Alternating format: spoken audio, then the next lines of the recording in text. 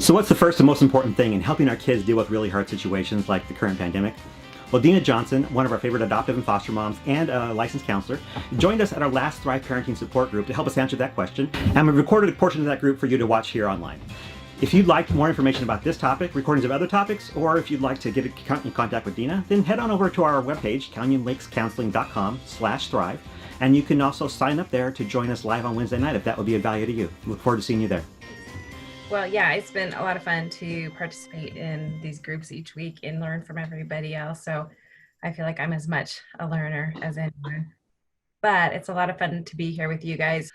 The thing that's come up the most for me and for a bunch of my friends here in town is basically not just how do I take care of my kids during this crazy time, but how on earth do I take care of myself? And the sort of the position or the framework that I operate from is one that says, well, really, you can't take great care of your kids if you're not taking great care of yourself. And some of that has to do with what we're all hearing now about self-care and how, that language is becoming a lot more mainstream. But some of it also has to do with just understanding your own internal processes, knowing what your triggers are, knowing what's hard for you right now. So I've created just sort of a list of questions, and we don't have to, I'm not asking you to answer them right now, but I'm just going to run through this set of questions to sort of frame how I think it might be helpful for us to think, not just about this time period, although really this time period gives us an incredible opportunity to sort of reassess. We're all having to slow down a little bit.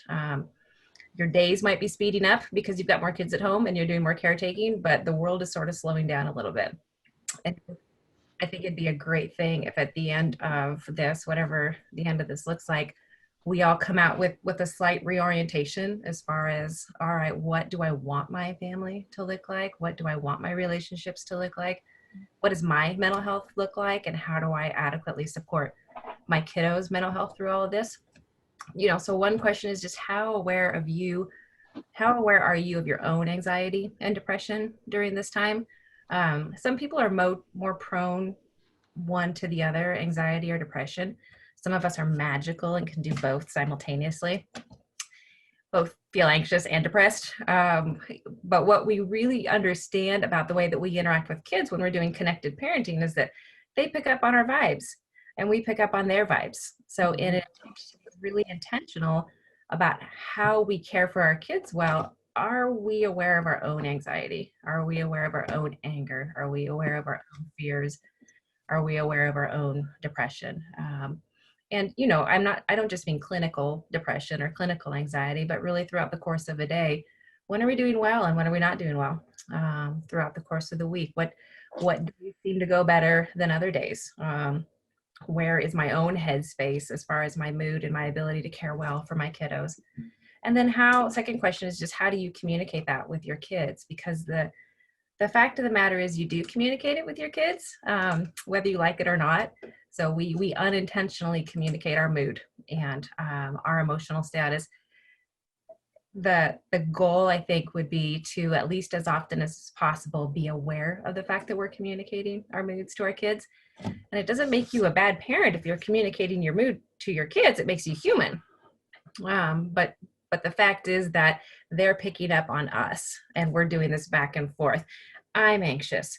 Toss the ball to kiddo. Kiddo, you hold my anxiety. Kid tosses the ball back to you. No, mom, you hold my anxiety. And we could do this sort of back and forth, anger, frustration, anxious all day long, in part because we just, as the adults, haven't stopped to go, oh, I'm feeling really anxious right now. What's different today than yesterday?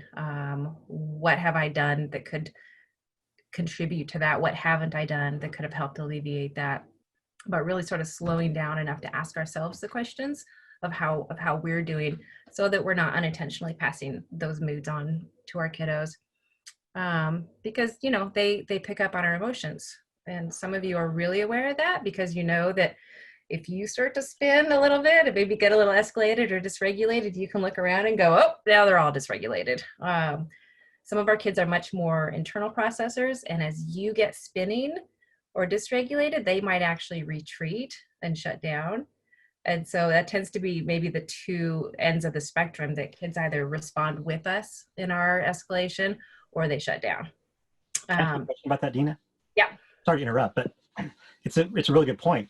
And I'm wondering how because you said if you're doing that, you're human, right? Because we got a lot of anxiety producing things around us. Right. What do you say to the mom who's feeling guilt? Like, my kid would be doing better if I just couldn't show my anxiety. What do you say to them? I think what I would mostly say is, one, give yourself a break. I mean, I would say that every day of the week, not just during coronavirus week.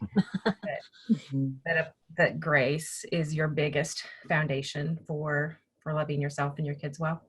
That if you can find a place in your own heart for acceptance of your own struggles and maybe failures, then not only will that help you deal better with your kids, but it will also help your kids know better how to deal with their anxieties and failures.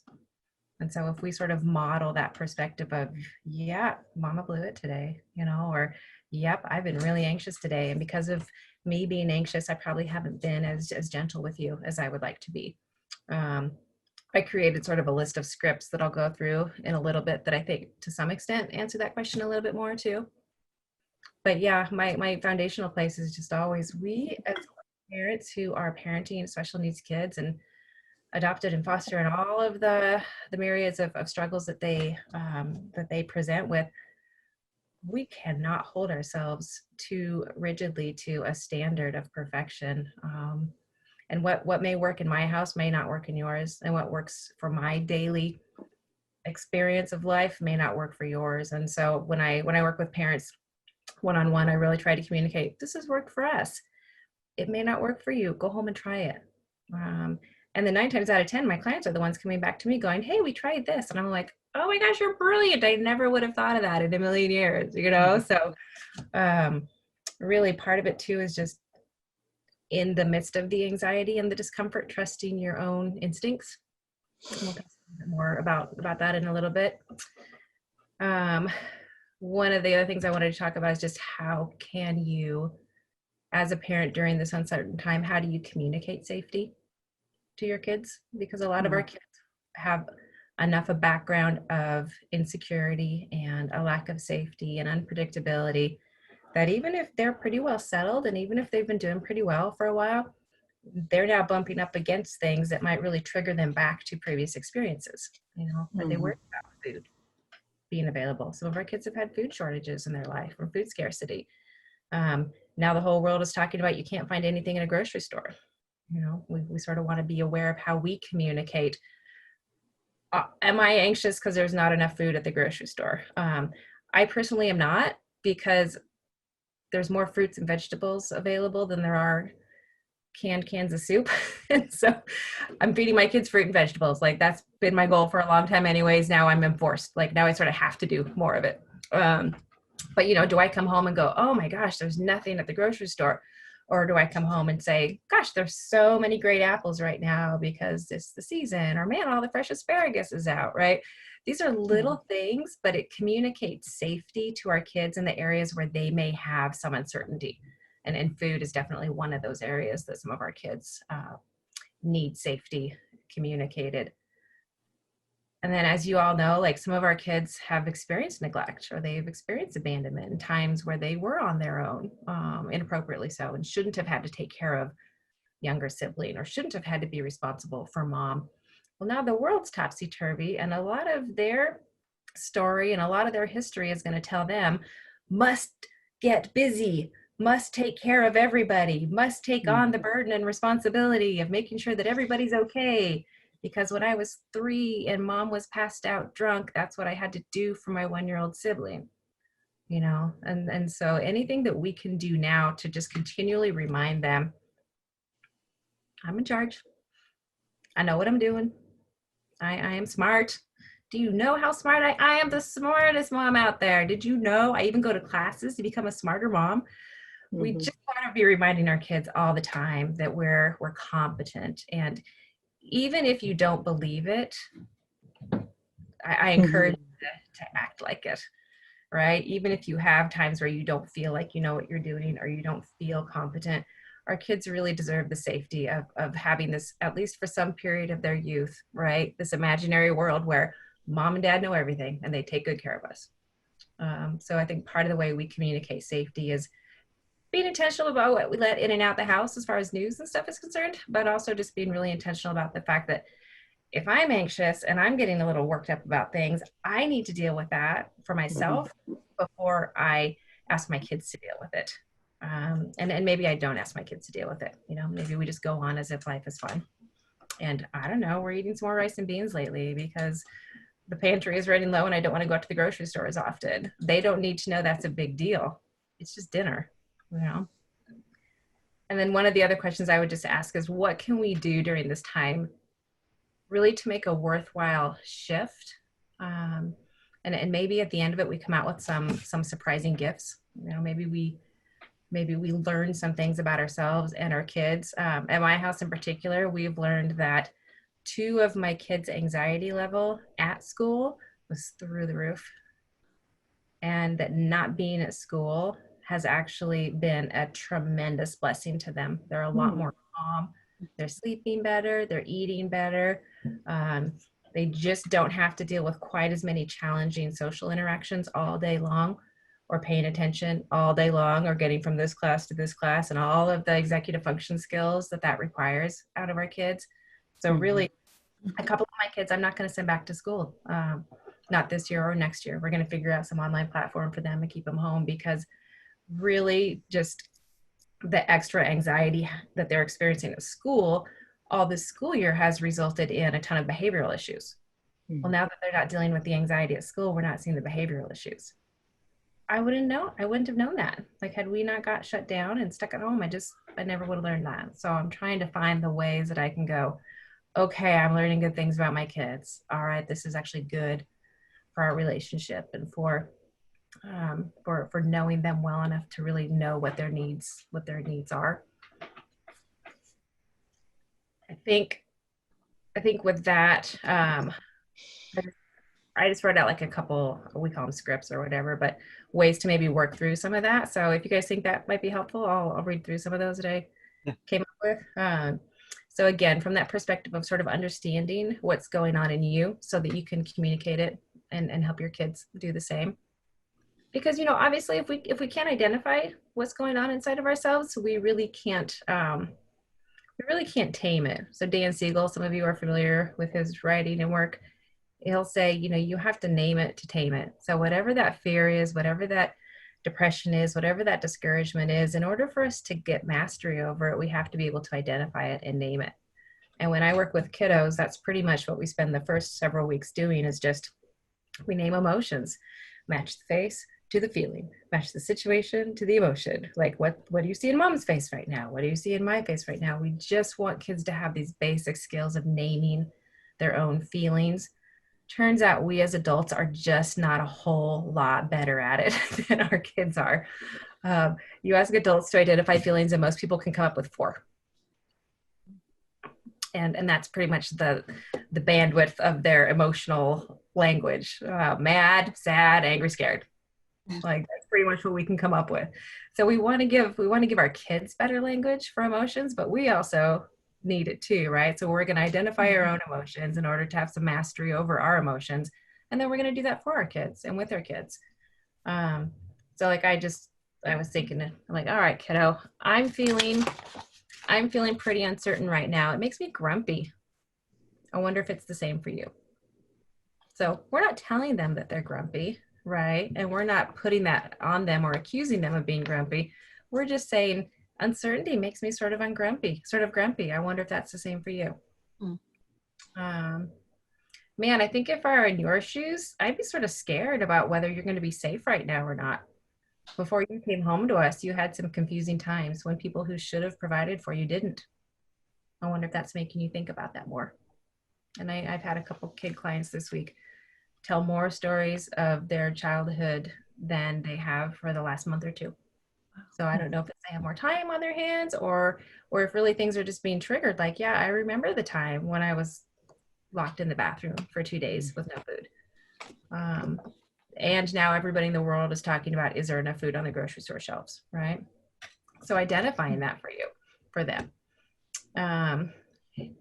Kiddo, this time is really confusing. I bet it's hard for you to trust me to take good care of you. in the middle of all this uncertainty. Our kids fundamentally do not believe that we can take good care of them. They will fight for that and push against that and clamor for that all day long, because their story, their narrative has definitely taught them adults can't be trusted, parents won't take care of you, and you can say to them all day long till you're blue in the face, I love you, I want to take good care of you, I love you, I'm going to provide for you, I love you, you're safe here.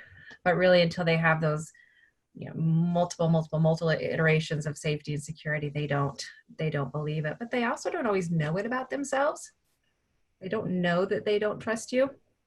And so rather than being frightened by the fact that our kids don't trust us, sometimes it's a real gift to say to them, I bet it'd be really hard to trust me. There's a lot of loss.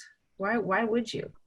So let me just remind you, I'm real smart, I'm really competent, I'm a good mom. Give them that safety. Let's see, the other one I was thinking about, because this came up in session this week, I was thinking your mom died from illness a few years back, and now here we all are facing a really scary virus. I wonder if that makes you more anxious about your safety, or about whether or not I'm going to be around to keep you safe. So kids who have experienced loss, or kids who have experienced death or abandonment, whether they're coming right out and asking it out loud or not, doesn't change the fact that they're all asking the same questions. Am I safe? Will they take care of me? And is she going to be okay? Not just am I going to be okay, is she going to be okay? And I would say, honestly, kids don't need to answer a ton of questions right now. It's not so much that we want to set them up with a whole lot of questions, as much as it is give them opportunities where you you wonder aloud. It's more of a conversation starter. I wonder if that's hard for you. I wonder what that's like. I was thinking that might be scary. And I'm definitely finding that my kids are already sort of in the eye rolling stage of, we know, right? Because we talk about it, we bring it up, and we check in, and they're frankly really tired of being checked in with. So I'll give it a break for a day or two, because they've readjusted pretty quickly, thankfully. But then somebody goes off the rails, or somebody lights something on fire, and I'm like, hey, I wonder if maybe you're a little bit anxious about things right now. And at that point in time, they're more able to respond and identify in themselves. Yeah, this has been hard.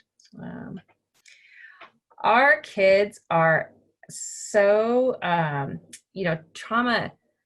One of the byproducts of trauma is that our kids are so tuned in to our emotions. They may not always know their own emotions, but a lot of our kids can walk into a room and look around and go, safe, not safe, safe, not safe. Like they read the room and they read people, because they've had to be so hypervigilant and they've had to be so self-protective. And part of what they're doing right now is reading us like a book. And so, part of what we want to do is just constantly remind them that we're the grown-ups. We're put in place to protect you. The circle of security parenting, I don't know if you guys have ever heard of it, but they use a catchphrase that it says, parents remind their kids that they are, now I'm going to prevent it, bigger, stronger, wiser, kind. So your job as an adult is to be bigger, so you can keep them safe, wiser, kind. What was the other one? Stronger. I get them all mixed up. But we just, if that's a mantra that we're going to use throughout the course of the day, oh honey, you don't need to worry about that. Remember, I am bigger, stronger, kinder, and wise. Or what? Can't remember the order, but you get the point, right? Mm-hmm. My kids are like, I know you're bigger, stronger, kinder, wise. I have teenagers. Right now. I love what you're doing too, Dina, because I've heard it said that kids are wonderful observers and horrible interpreters. Mm-hmm. Yeah. So you're given the interpretation of what's going on. Mm-hmm. Exactly. Yeah. Because otherwise they're really catastrophizing. Like in their mind, they're telling the story in the worst possible way. Mm-hmm. And so for us to be able to jump in and reinterpret or redirect that story for them, I think can be a gift.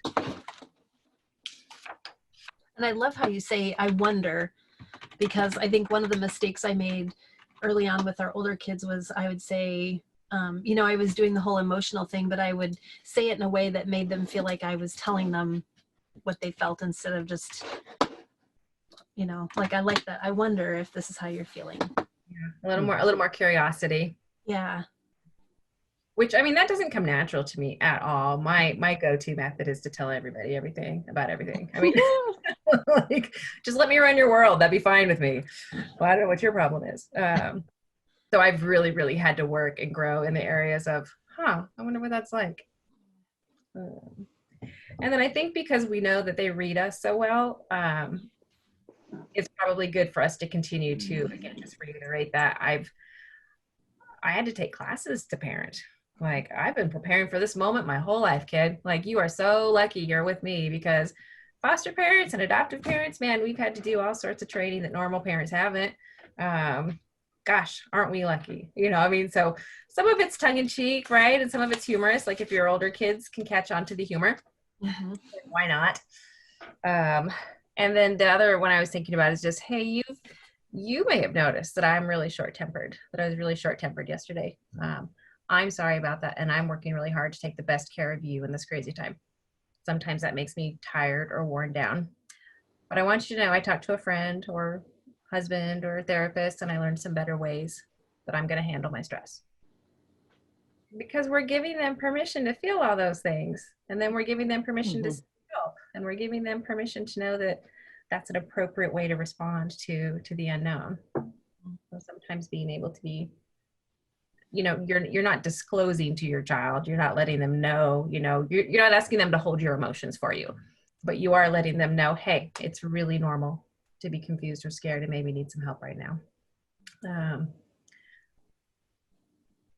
Okay, and then the one other, there's a couple more of those type of scripts that we can come back to if we want to, but the 10 things that Jennie put it in the title of the session. I love the way you did that. Here's what I'm sort of hoping comes out of this for all of us. One, I want you to know you're doing okay, and that you are not expected to know how to handle all of this. Like, literally, this is the first world pandemic in the internet age. Nobody knows what we're doing. And that being the case, I hope that allows us all to sort of like, okay, take a breath and just know that we're all in this together. And yes, I've been singing the High School Musical theme song like nonstop since this whole thing started. But if there were 10 things that I would like for you to come out of this one with this, one would just be opportunities. Like, be aware as your hard days unfold, what opportunities present themselves. So maybe it's an opportunity for more conversation. Maybe it's an opportunity for more physical proximity. Maybe it's an opportunity to learn something about your kids that you didn't know before, or tolerate some of the things that you don't enjoy a lot about your kids. I have a 17-year-old who's developmentally delayed, and he talks at this volume all day long, every day, mostly when I'm sleeping too. And he's a sensory seeking kid, and he asks the most redundant and ridiculous questions all day long, and I can find myself just like amping up with my own irritation and frustration. And what I'm trying to remind myself is I'm getting to see more of like how his brain works and what goes on in his world and what he thinks about and what's important to him, and that's an opportunity. The second thing is just slow down.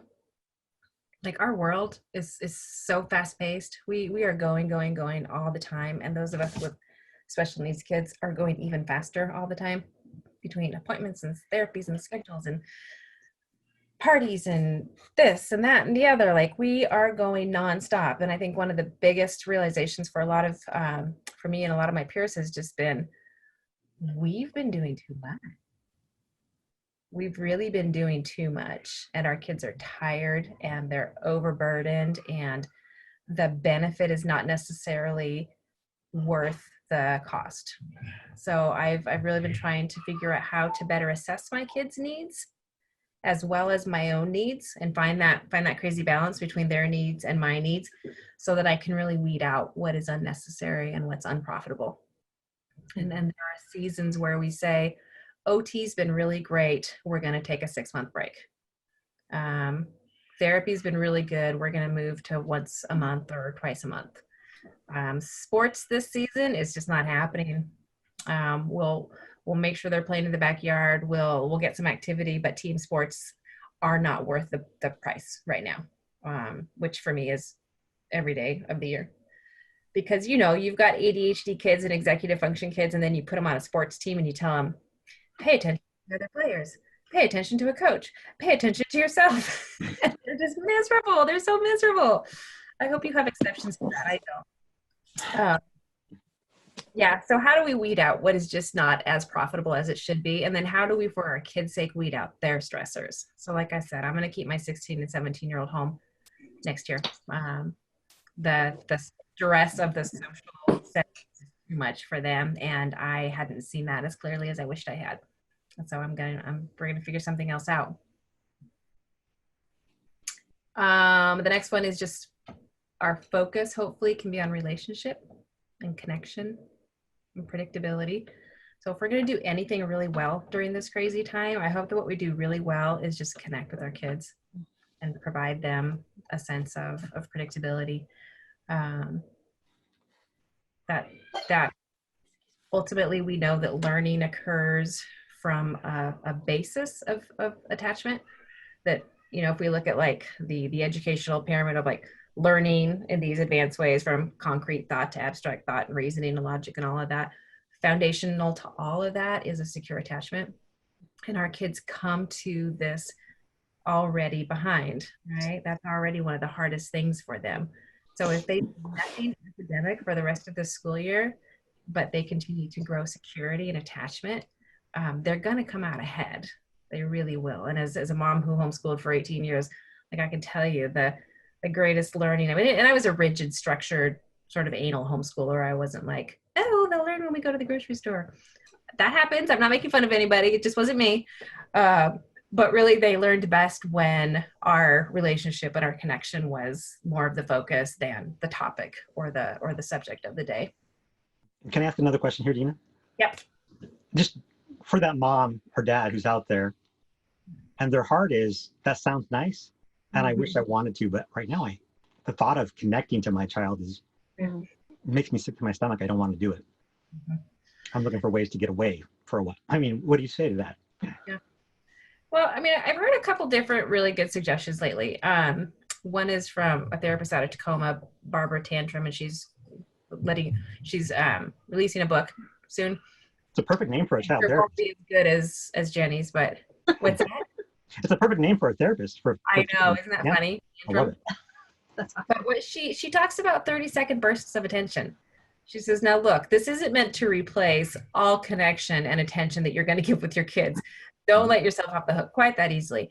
But if you find yourself in that place where you are super irritated and you don't have a lot to give and you can't do the ongoing demand, mommy, mommy, mommy, mommy, mommy. She says, be really intentional about once an hour, giving them a 30-second intense, like, you're it, you're all I see, you're all I'm doing, you got me, I'm yours, go. And we might be able to manage that, even if we don't feel like we can do the really intentional hard work all the time of connecting. And I mean, I've had 7 at home for a lot of years. We're down to 5. And connecting intentionally with 7 kids throughout the course of one day is really difficult, if not impossible, right? So remember, they also connect with each other. If you have other kids in the home, that they also find relationship and continuity and safety in their relationships with one another, even if they're volatile at times. That still for them is a fairly predictable thing where they connect as well. And then outside of yourself, whatever that could be during this crazy time period. And it might be their teacher on Facebook giving them a lesson, or their Sunday school teacher offering a video or something like that. The other thing that we've been trying to do is set goals for family identity and work towards it. So, rather than necessarily setting academic goals right now, like what's our family identity and how do we work towards it? What do we value? We value kindness. We value honesty. We value helpfulness. And how do we, throughout the course of the day, sort of redirect our kids to, was that helpful? Was that kind? We are on the same team, we have each other's back. We actually have more time now to reinforce that with our kids throughout the course of a day. Hey, we're on Team Johnson. We don't tear each other down. This is Team Johnson. All right. I've got your back. You need to get theirs. And then within that, I just also said, let some of you I know are already doing this, and it sounds sort of basic, but let your kids help. Like, give them responsibilities around the house. If they're not going to do it perfectly, but this is a great time for kids to actually be learning a whole bunch of stuff in the real world. So they can take out the trash, they can walk the dog, they can unload the dishwasher, they can mop the floors. They will not do as good of a job as you would. They can disinfect. They could, but this is a great time to actually sort of walk alongside of them and say, hey, this is how we clean a bathroom. We wipe down the surfaces, and then we get the mirrors, and then we do the toilet inside and out. And, actually take the time to give them some structured muscle memory experiences of learning new tasks. Because when else are you going to have the opportunity to sort of concentrate on some of these things? Let them help. And I'm absolutely the pot calling the kettle black there, because I love to cook and I want everybody out of my kitchen. I was like, leave. I don't want you to help. I don't want to teach you how to cook. I want to cook. I want you to leave me alone. And then I complain about the fact that my kids don't cook. So, this is another opportunity to like, okay, you can help me with that. Sure. You can peel the carrots, or you can fry the hamburger, or whatever it is we're doing, that's age appropriate, to let our kids help and give them a sense of purpose and achievement. Because as crazy as some of us feel being home without anything concrete that we're achieving every day, our kids do too. They're a little bit at a loss for not turning something in, or getting feedback on a project, or having a grade. So giving them opportunities to help and learn new things is good. And then, the sort of the final point that I was thinking about is just, I don't know about the rest of you, but I'm not by nature what my friends and I call a fun mom. The kind, they're so cute. They create things, and they do crafts and field trips, and they go to the park, and, God love them. I've just never been a fun mom. Maybe it's because I've always had 7 kids, and, that's a lot of work, but I'm really, really trying to find more ways to say yes, right? To say yes. The Karen Purvis TBRI mantra is stick together. I forgot the first one. Hold on. No hurts. Stick together. Have fun. The idea being you can't have fun unless you stick together and have no hurts. And so I'm trying to really communicate to my kids and to my clients, look, our goal is to have fun. I want to say yes. We want to get to yes as often as we possibly can. And so we're going to not have any hurts, physical or verbal. We're going to stick together. Don't take off. Don't run away in the grocery store. And we're going to have fun. And it's a great opportunity to actually figure out how to give as many yeses as we can, but then really act, appropriately stick to our no's. And a lot of kids are pushing every single boundary right now. And so your consistency in saying, I can say yes to this, to that is another way that we create that sort of structure and safety for our kiddos right now. Let's see. Yeah, and again, just I wish there was a bottle that I could like put this into and then give it to each of you, and we could just drink on the knowledge that is grace, right? Like, just if I could distribute that, and like, give yourself a break, be kind to you, assess your own needs, validate the fact that it's okay to have them, that your kids are going to have to at times wait for you and not have their needs met immediately, because in order for you to continue giving to them, you're going to have to fill up your own cup somehow or another. But that's not being a selfish parent or a lazy parent. That's really being a smart parent. Sometimes our no's are really about equipping us to later be able to say yes. And that's sort of what I'm hoping for comes out of some of this crazy time. This was just a portion of our Thrive Parenting support group. We have small groups too that are really great if you want to interact live with other parents who get you. And so if you'd like to sign up for our groups on Wednesday nights, then just head on over to our website at canyonlakescounseling.com/thrive, and we'd love to see you there.